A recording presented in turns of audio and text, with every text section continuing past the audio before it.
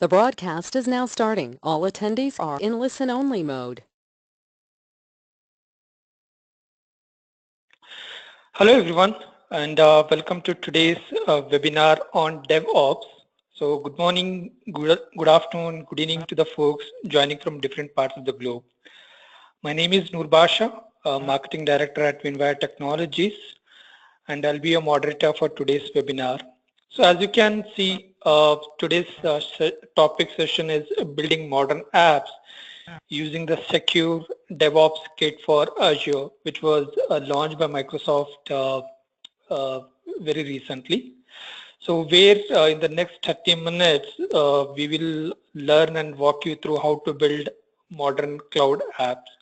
Before we get started, let me highlight a few housekeeping items. During the webinar, please feel free to post questions and we will try to answer as many as we can at the end. We are recording the session and we'll share you the slides as well as the recorded session in next 24 to 48 hours. So without further delay, let me introduce you to today's session speaker. So I have Viplav Sharma, who is the technical architect at Winwire Technologies. And Viplav brings over 13 years of experience in the IT services industry with deep expertise in Azure-based web applications. Viplav is also Microsoft Partner Technical Specialist, helping Microsoft technical sales team as a part of the Microsoft Managed Partner. So with that, let me hand it over to Viplav so that he can take us through this particular session. Viplav, over to you. Thank you, Noor. Thanks for the introduction. Hello, everybody. Thank you for joining this session. My name is Viplav Sharma. I am a technical architect at Winwire Technologies. My key focus areas in the organization are around Azure, microservices, and DevOps. In today's session, I will talk about a toolkit that has been recently launched by Microsoft, and it targets secure development of Azure-based applications that are delivered using DevOps. With that, let's get started. All right, so in the next 30 minutes or so, I will first touch upon what is DevOps and specifically talk about developing Azure-based applications using DevOps. Along with its benefits, we will also talk about the challenges that DevOps brings in, especially around security. And that's where our main topic of the session comes in, which is the Secure DevOps Kit for Azure. Towards the end of the session, I'll touch upon the adoption of this particular toolkit by Microsoft themselves. And at the end, we'll open the forum for any questions that you may have.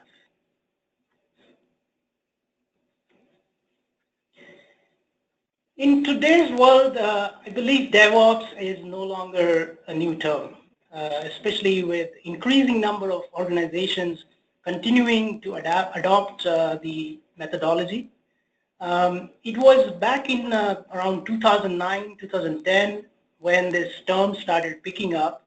And around the same time, the IT organizations started transitioning from their traditional waterfall development methods to agile methodologies. The problem that they were facing is that even though their development teams had switched to the agile model, the operations team had not. And the operations teams were eventually becoming bottlenecks for the development teams in their mission to produce rapid and frequent results. This is where the ideology of DevOps came in, and it essentially merges the two teams into one single development team, software development team that is responsible for both development as well as the IT operations side of it. So what is DevOps? Let's summarize it in a fashion that it is a software development approach. It's not really a tool that you use for your development, but it's a set of guidance, set of principles that establish better communication and collaboration between the development teams. It also recommends automation of your development processes in each of the phases of your development life cycle, starting from planning to development to deployments and all the way to operations. It also recommends that you monitor your development processes and as a result of this automation, the time taken for software development reduces and you are able to produce results in much more rapid and frequent fashion. The end result is that the end result is a more reliable, better quality product and which is delivered in less time. And that's what the customers like, isn't it?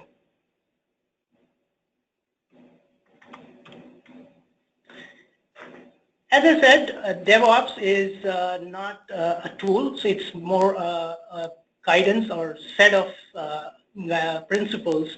So it can be applied to any kind of software development using any technologies or any platforms. In this session, we are particularly going to talk about Azure-based applications that are developed using DevOps methodology. Microsoft offers a fantastic tool which is Visual Studio Team Services, also known as VSTS. And this is the tool that implements the DevOps principles. It allows you to configure and execute continuous integration, by which it means that every time a developer checks in his code, the build is triggered and unit tests are run, and even the functional tests, if you want, they are run to make sure that at any point of time you have a working build available for deployment.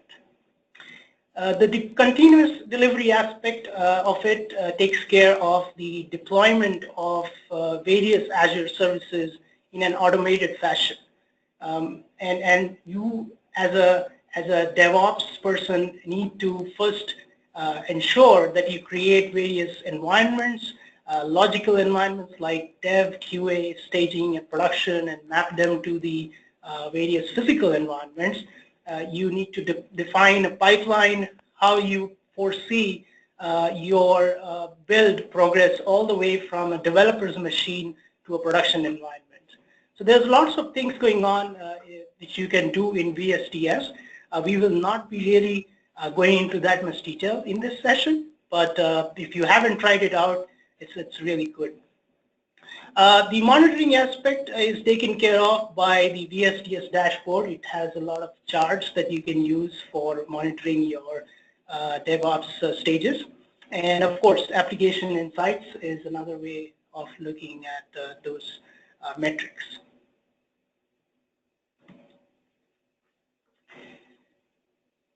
This is an example of one of the projects that we did for our client. They are a leading weather forecasting provider in the United States, and they had an in-house initiative in which they were planning to deploy their applications to Azure Service Fabric. They had a very unique situation where apart from the dev and staging environments, their production environment was actually split into two. So they had a West Coast production environment and the East Coast production environment. And what that meant is that both these production environments had to be in sync, because the deployment to the East Coast environment happened earlier than the deployment to the West Coast. What that meant is anything that went wrong in the East Coast deployment, they had to first roll it back and then make sure that there is no deployment that happens in the West Coast. So this all managing part was being done manually. There were set of people. Like every time there was a deployment, they were making sure nothing goes wrong. So they brought us in and they asked us to implement this, specifically the CI/CD workflow for handling this. So as you can see in the architecture diagram, each of the environments is mapped to a corresponding branch. They were using Git as a repository, and if you see every time the code was checked in, the build was triggered, the unit tests were run. If the build was successful, it was sent for approval, so somebody was assigned to approve it, and once it was approved, there was a release created, and the release was finally, the deployment happened to the Service Fabric cluster. In case of any issues, the team was notified and kept going in those cycles. So it happened continuously, started from continuous integration to continuous deployments. And of course, once the environments were stable, they moved to the next environment by merging code and following a similar kind of flow. One thing to notice was how did we tackle the specific situation around the production deployment and rollback situation. So we did have the rollback procedure, rollback scripts that actually took care of that. So anytime there was a failure in the East Coast production, it actually rolled back, and not only the East Coast production, but stopped the next deployment that was supposed to happen. So without any manual intervention, everything worked absolutely fine.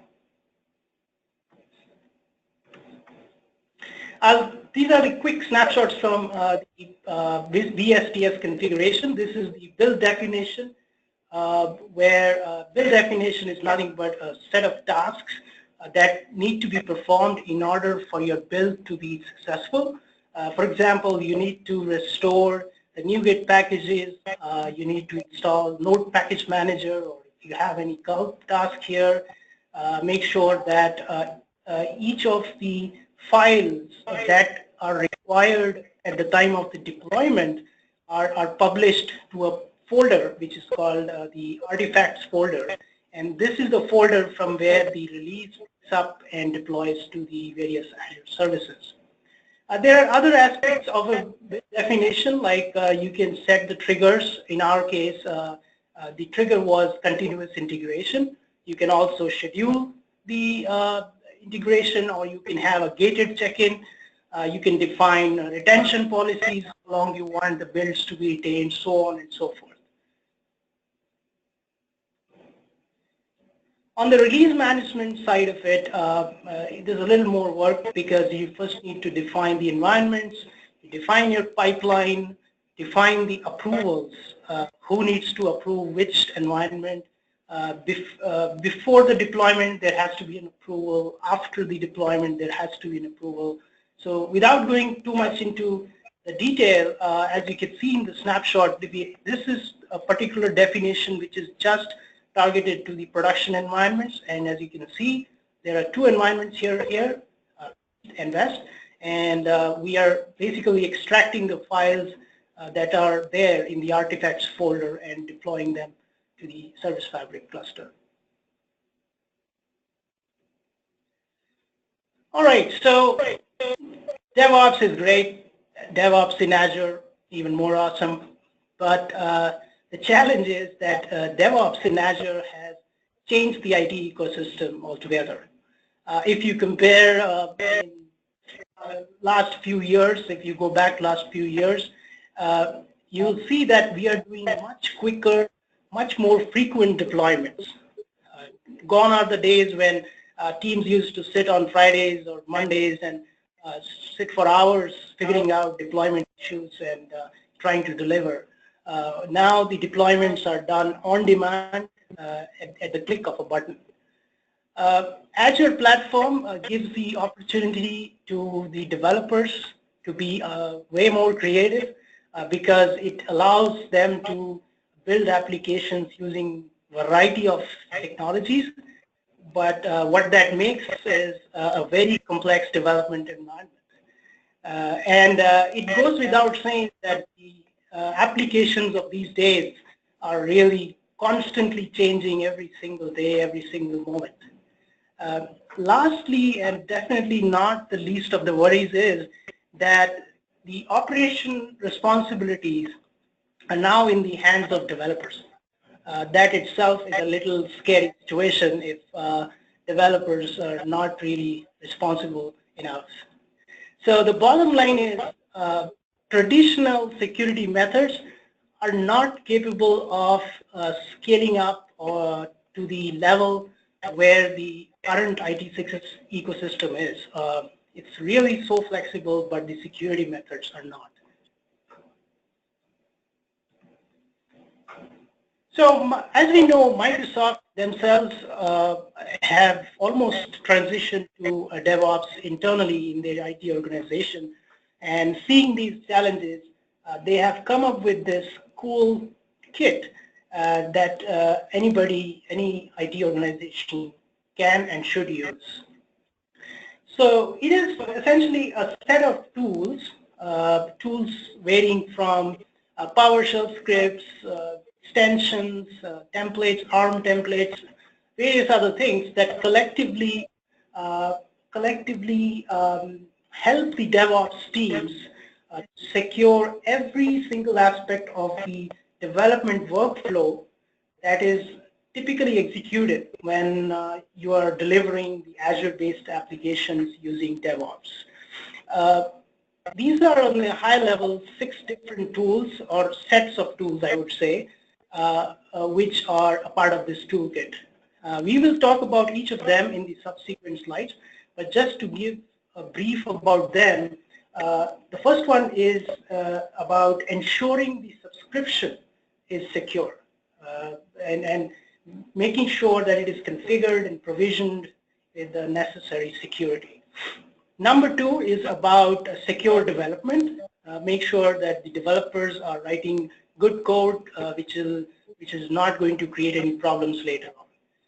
Number 3, the toolkit actually integrates security into the VSTS build and release pipeline so that the security checks are even automated. Number 4 are the continuous assurance runbooks. These basically make sure that the security state of your DevOps lifecycle is in line with your baseline security and doesn't drift away from it. Number 5, Operations Management Suite. This is an out-of-the-box solution that you can use for monitoring your security. So that's another aspect of it. Number 6, telemetry dashboard. Well, there's a lot of telemetry that is generated by this toolkit, and you make use of this Power BI dashboard to improve your security based on the data that is being captured.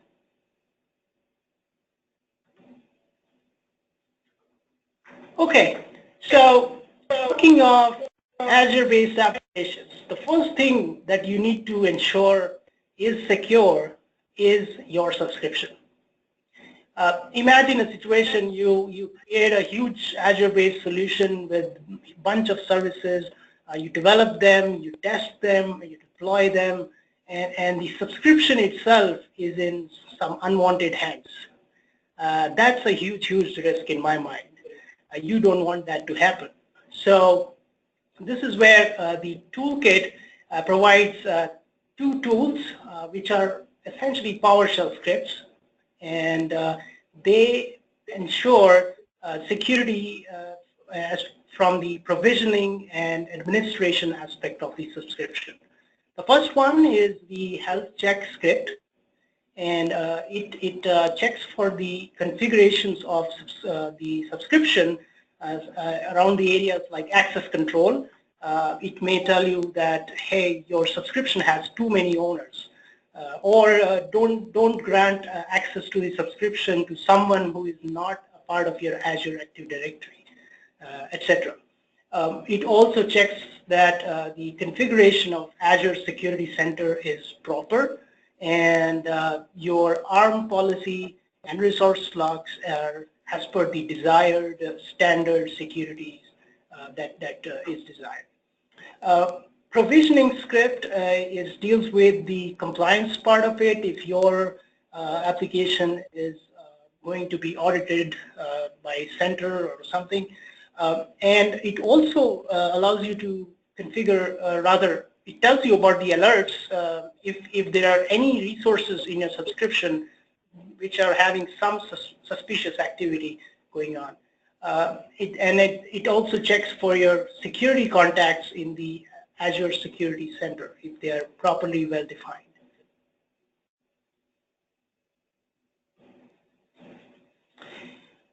This is the area where a lot of security loopholes get introduced, and that's the development phase. These two tools from the toolkit make sure that that doesn't happen. First one is the security verification test, or SVTs. So these basically are security controls that are run against the Azure services, and they actually cover most of the prominent Azure services, both platform as a service and infrastructure as a service.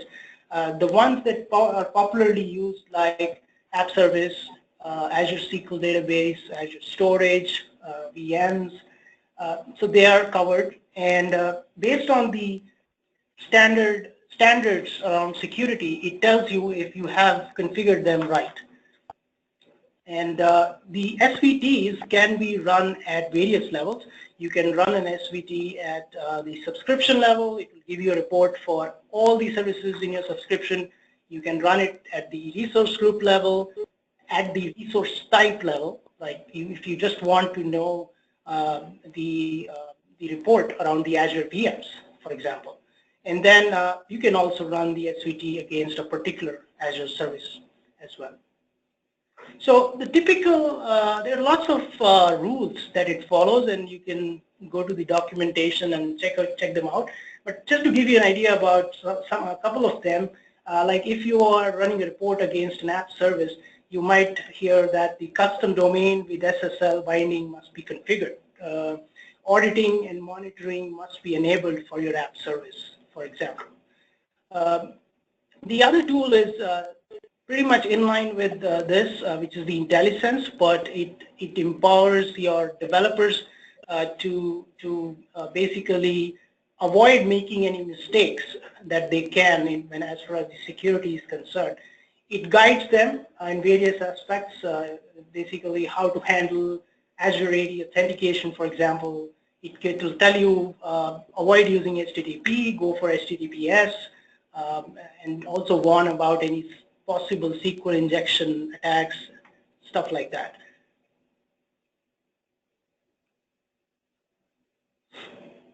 While the developers take care of their security using the SVTs, it's also very important that we have the same capability in the CIPD pipeline as well.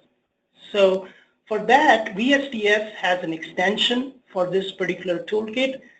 But an important thing to note is that it is not publicly available as of now.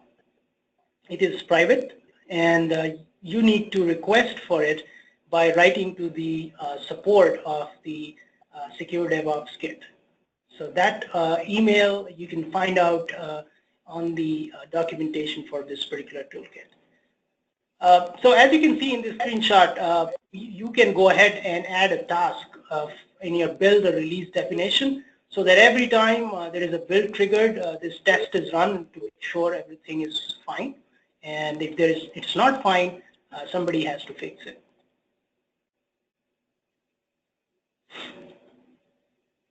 Okay, so as I said, the applications are so constantly changing, and we are all about continuous.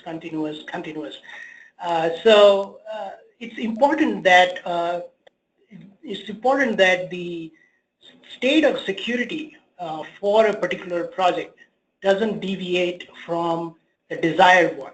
So for any team, you would agree on a particular baseline security, and you won't want to drift away from it, especially in the wrong direction. So by wrong direction, I mean any event that happens against the security policy that has been defined. However, if there is something new coming in for security, let's say some new stuff has come in, the baseline can also always shift upwards or positively. So there is always a scope of positive drift, and that's what this continuous assurance tools provide you. They also encourage adherence to the best practices around the operational hygiene, which actually involves the rotation of people or reviewing the access control and making sure that there are no people who have access who should not have access to. So things like that, it encourages you a lot. And the tools that make this happen, apart from the PowerShell scripts, there are also the ARM templates that you can use. And mainly, the main tool here is the Azure Automation Runbooks. So you can go to the portal, look up the runbooks and see various modules, and you can see how the security state has been shifting, whether it is shifting or not.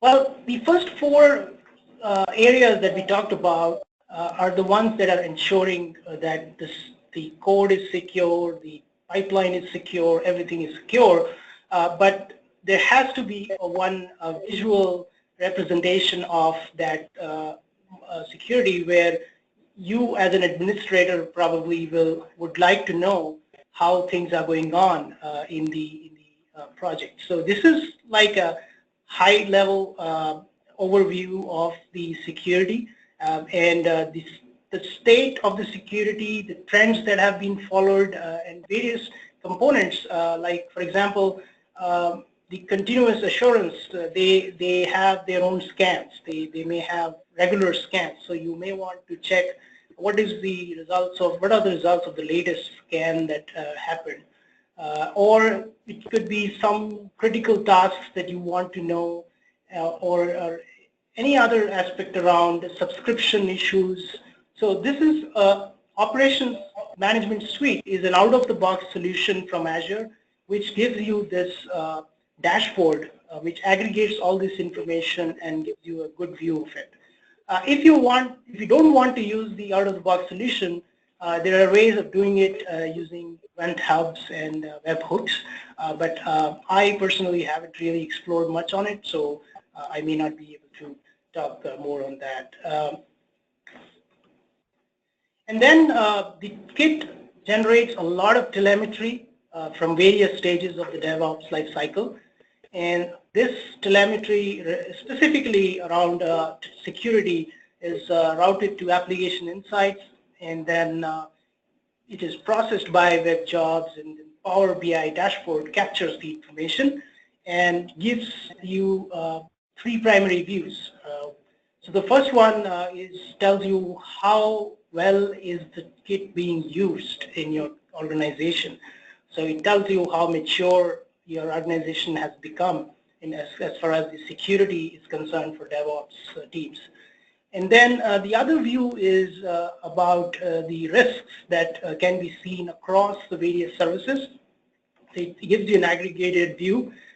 You get to know what all services are more vulnerable to any attacks or anything, so that you can act quickly and mitigate those risks. The third one is more for like developers, anything that helps them troubleshoot or improve on their development based on the common errors, common challenges that they've been facing using the kit.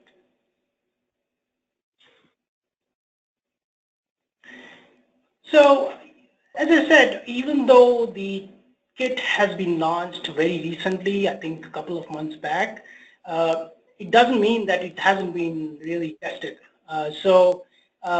Microsoft IT, just like any other Azure service, they've been using this kit for a while now. And last I heard, 50% of their IT Azure subscriptions who are using this toolkit. And their plan is that by end of the year, they plan to get to 100% mark. And the reason behind their eager adoption of this toolkit is because they're seeing a lot of benefits. And I'm sure any organization will see the same benefits. So as you can imagine, because of this kit, there are so many security plugs that have been put in every stage of the development life cycle that it reduces the rework that would normally be involved when there are any security loopholes found, or it even reduces the risks at every point of time. So what that does is it not only reduces the development time, but it also reduces the cost, and that's what Microsoft saw. Another thing was they observed that the developers became more aware of security. As they were being continuously educated by the, let's say, the security intelligence and the SVTs, they saw that what they were trying to achieve before, trying to force knowledge of security on them didn't work out, but the things like intelligence were very useful. Another thing I saw on their website was that one of their internal teams was in the middle of transition to DevOps, and once they used the toolkit, they actually became more comfortable in the transition because they were more assured about the security. One interesting part is that this particular kit is not just for any new development that you are doing in your organization. It can actually be very much used for any existing services, Azure services, just like any new. In fact, when I learned about it, I ran a check against my subscription. I ran an SVT and I found a bunch of issues in my particular configuration, and I was so happy to fix them all. Well, most of them. And then last but definitely not the least, the dashboards given by OMS and the Power BI dashboard help the users or the teams to find the issues early enough and solve them pretty early before they become a big problem.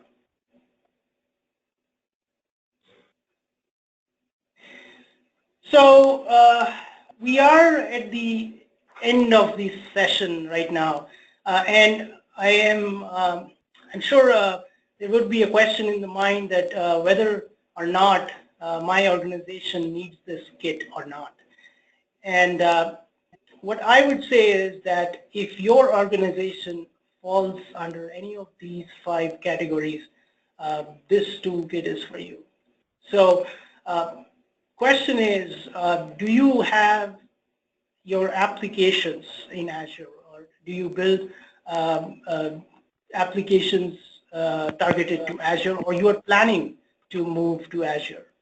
Are you following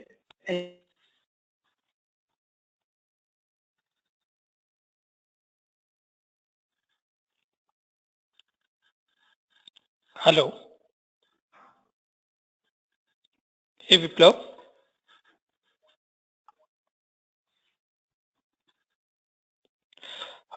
Yep, I can see that we are not able to hear Viplav for some reason. Just give us a couple of minutes. Let me figure it out. Hey, Viplav, can you hear us?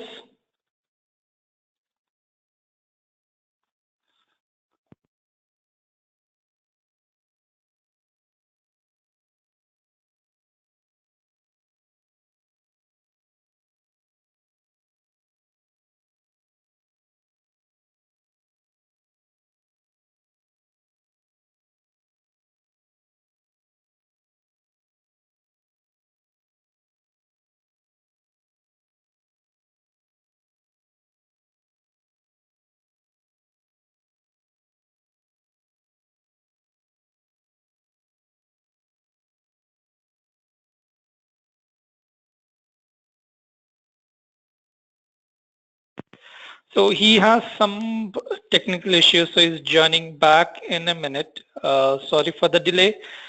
Meanwhile, as Viplav mentioned, we are at the end of the sessions. I have few questions already coming in. So if you guys have additional questions, please drop in the chat window and we will have them answered shortly. And also just on the note, before Viplav joins back, we are also hosting another webinar on Microsoft 365 on the September 28th. So we will be sharing that information shortly again on our website and also through other channels. So keep looking for that and have yourself registered. Do share it with your colleagues as well. So let me check if Viplav is back. Viplav, are you back? Can you hear us?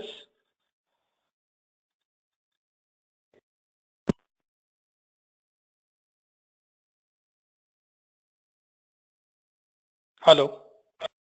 Hey Noor, I'm back. Can you hear me? Oh, yep. Thanks a lot, Viplav. I was just requesting folks to share the questions if they have any. We have few more questions already in. So I know we cut off the last minute on this particular slide. So maybe before we jump on to the questions, you can complete this slide and we can move it from here. Sure. I don't know where exactly I got cut off. I mean, no matter how many. No, exactly. Yeah. No, you cut off right from the first point, so you can start off on the slide. Sure.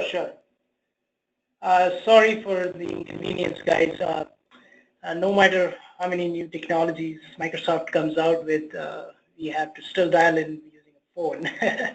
So, okay. So I was talking about the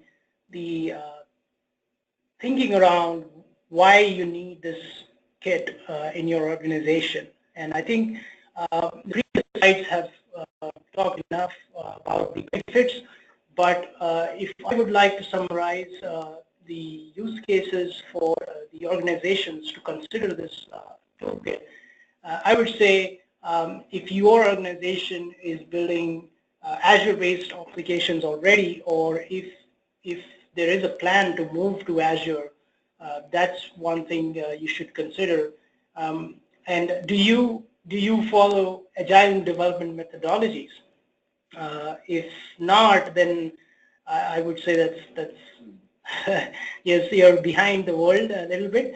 And have you adopted DevOps already, or are you looking at automating your development processes? Do you have clients who are demanding highly secure applications from you? And lastly, the costs that you are incurring for ensuring the security of your applications, do you want to reduce it? If the answer to any of these questions is yes, then I believe your organization is progressing towards becoming an IT solution provider that wants to deliver highly scalable, highly profitable, and more importantly, highly secure applications to your happy clients. And I would sign off with saying that if that is your goal, if that is the goal of your organization, then I just say 3 words, go for it.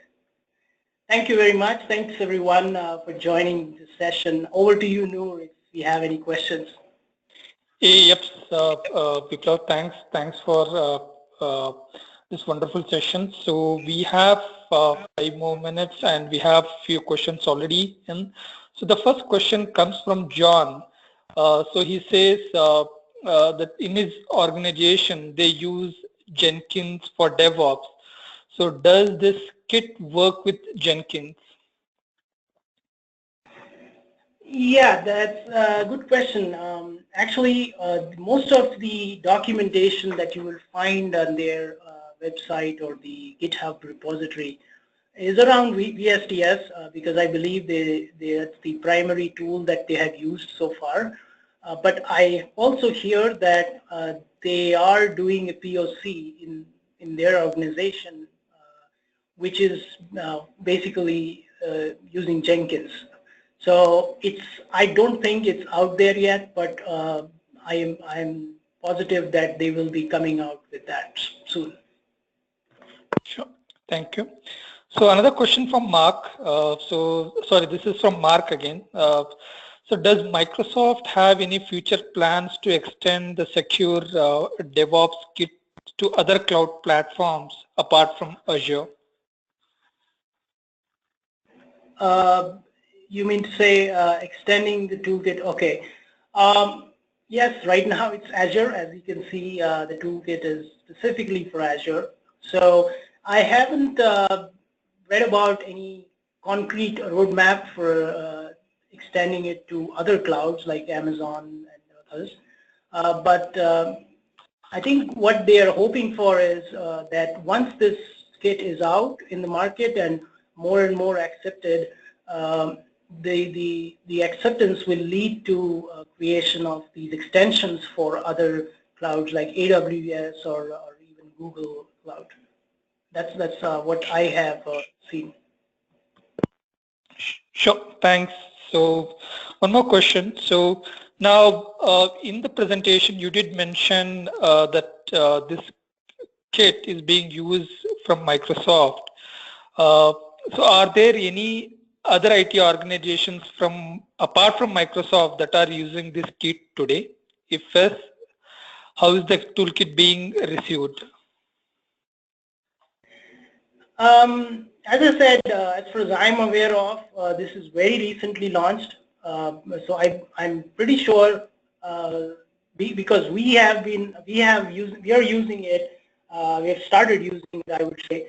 So I'm sure there are other organizations that also are using it, but there are no public information around how well it is being accepted. Having said that, I believe this is a really good one, and it's not a big thing, like a big investment to try on. It's a simple toolkit. You can just run your scripts. Everything is easily understandable. There's no real learning curve involved. So I send this message out to the developers that, you know, there's nothing stopping you from using it. But to answer your question, Noor, I don't have the exact figures around how it is being accepted. Thanks, Viplav. That's fine. I know Microsoft released this tool a few weeks back, and it's quite new, and we have very limited information on the web as well. So having said that, first of all, I would like to thank everyone for joining this session, and I hope you found it informative. So Viplav, if you could just move to the last slide, what I would ask people is, like, if you have any further questions or clarifications, you can write it to us at marketing@winwire.com, and we will have it answered offline. We'll take those questions offline. Also, as I mentioned earlier, we are hosting another webinar on Microsoft 365, which is it's previously known as Secure Productive Enterprise, on the September 28th at 9 a.m. Pacific time.